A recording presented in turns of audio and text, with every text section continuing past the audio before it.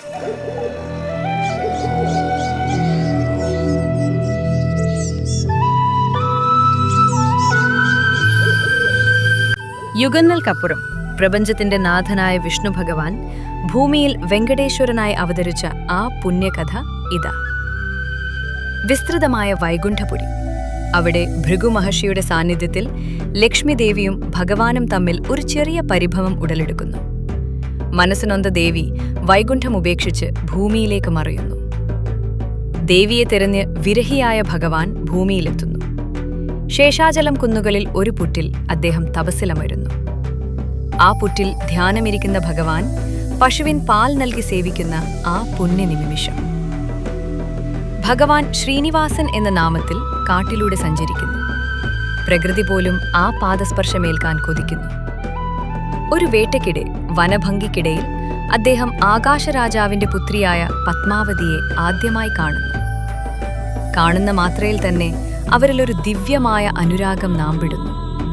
ലക്ഷ്മിദേവിയുടെ അംശമായ പത്മാവതിയെ ഭഗവാൻ തിരിച്ചറിയുന്നു. പത്മാവതിയുടെ തോഴിമാരുമായുള്ള സല്ലാപങ്ങളും ശ്രീനിവാസന്റെ പ്രണയാതുരമായ ദൃശ്യങ്ങളും. വിവാഹാലോചനയും ആഹാലോചനയുമായി ഭഗവാൻ ആകാശരാജാവിന്റെ കൊട്ടാരത്തിലെത്തുന്നു. രാജാവ് സന്തോഷത്തോടെ വിവാഹമുറപ്പിക്കുന്നു.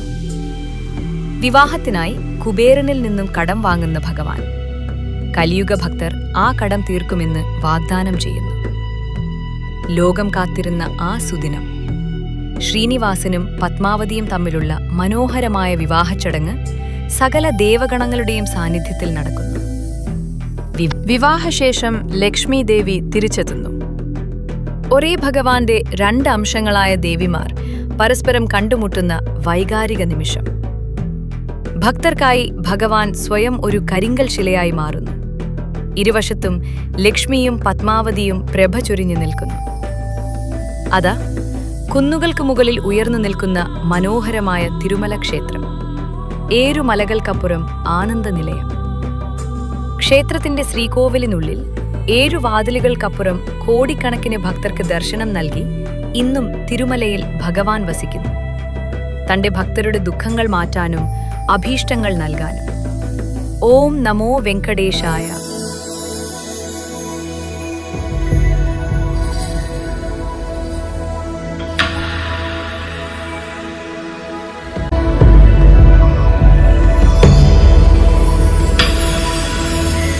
श्रियकान्ताय कल्याण निधये निधयेतिनां श्रीवेङ्कटनिवासाय श्रीनिवासाय मङ्गलम्।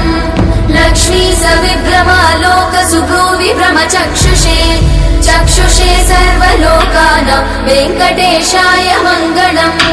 श्रीवेङ्कटाद्रिशृङ्गाग्रमङ्गलाभरणाग्रये मङ्गलानां निवासाय श्रीनिवासाय